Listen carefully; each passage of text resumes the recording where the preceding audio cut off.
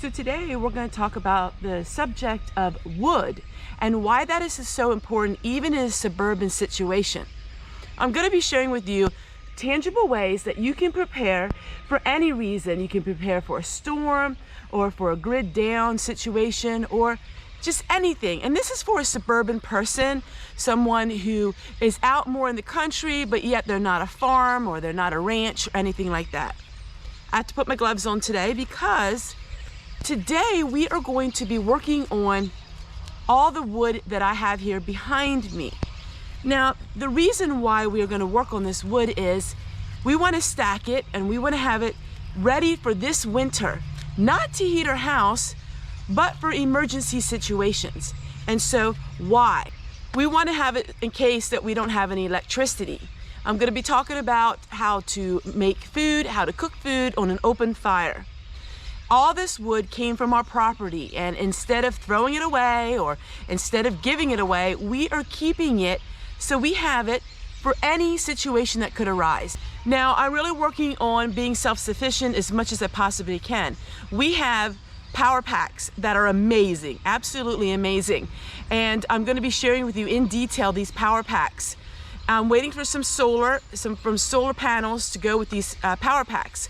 That will be able to generate heat because we use ceramic heaters, and the power packs will generate heat for free using solar, really getting into solar.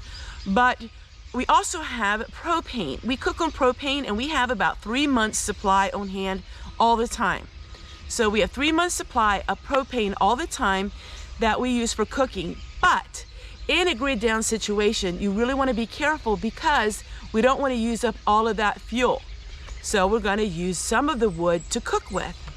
Even in the dead of winter, you can cook really great meals using just little bits of wood you have on your property.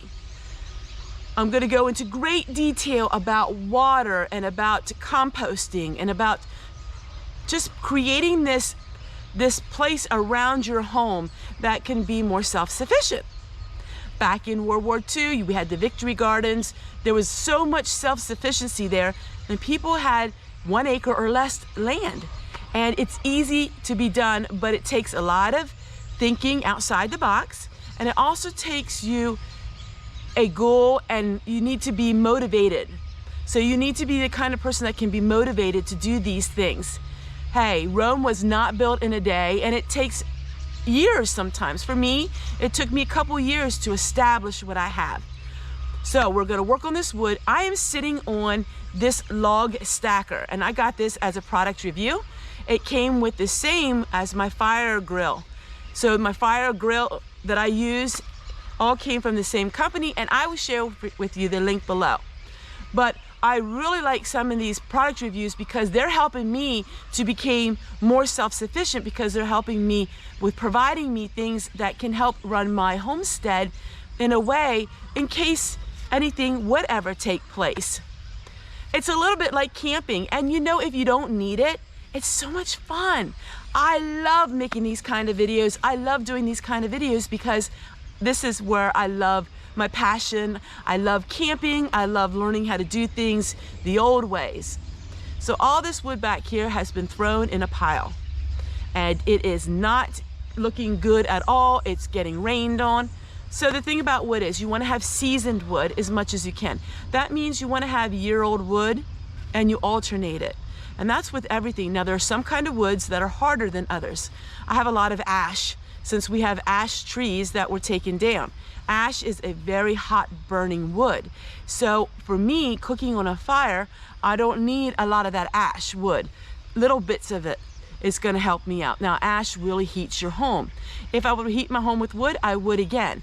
We used to heat our home with wood, and then I had issues with lungs and because of all the soot and smoke. But in a crisis where it's an emergency, we would heat with wood again. So we're going to get all this wood together. We're going to make it look nice. Then I'm going to cut a tarp. We're going to put a tarp over top of this wood, because that way this wood will be nice and dry, and I can use it whenever I need it. If I need to heat water up, I can use it for that. So what we're going to do is we're clearing off this whole area here. We're going to put the log stacker back in this corner. Then we're gonna neatly put the logs on, and then we're gonna put a tarp over it. So it's really important that you have logs like this for in a survival situation.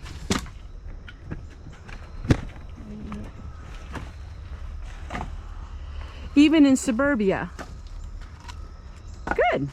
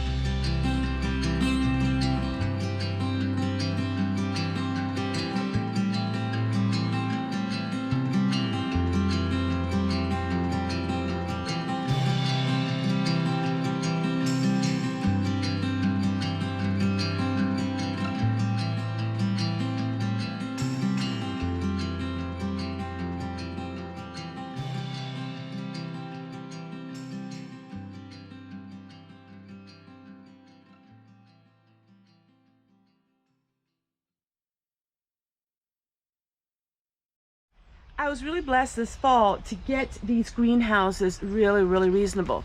So these greenhouses were only $15 on Amazon. They were on clearance, and now they're much higher price again. And this will help me extend my growing season. So in here I have spinach, and this will last me about to the middle or the end of December, just depending on how cold it does get here. But these greenhouses are great, and you can close them up at nighttime, and then you can open them up when it's warmer. So this greenhouse I got for $15, and then our son gave me a greenhouse as well. He did it for a product review, and he didn't need it. And so my whole house, so if you would drive up the driveway and you would see my property, everything looks like a little homestead. It looks like somebody who's preparing for many years to come. With my gardens, with the chickens, with all of the things that you will be seeing here on my deck. My whole home looks like I call it my safe haven. So I just love it. When you pull in here, it looks like somebody lives here who really is embracing the outdoor life and embracing living life to its fullest and preparing for whatever may come her way. And I just love my home. I wouldn't trade my home for a new one in a million years. So I planted some leafy vegetables in here. So we have some lettuce. I did plant some green beans, and that was before I had it in a greenhouse like this, and the squirrels ate it. But since I have it in the greenhouse, if I would plant it, it would be okay. So we have all of these. This is a different kind of greenhouse. They are so reasonable price. They are so frugal, and it just extends your growing season so much. And you can grow just about anything in here. So I have some pepper plants in here that are still producing peppers.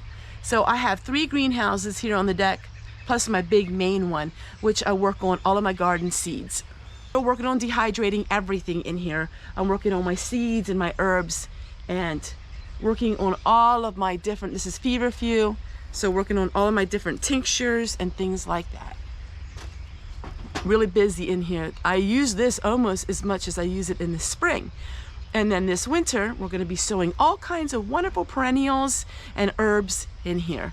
So this $59 greenhouse that I had now 4 years has paid itself off hundreds of times just about.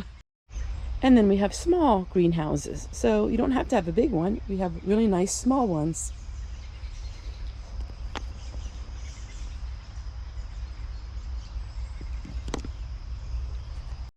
I use my sun ovens all the time. This one I use to melt beeswax for projects, and sometimes I will dehydrate herbs in here. Then I have the All-American Sun Oven, which I really like for making meals.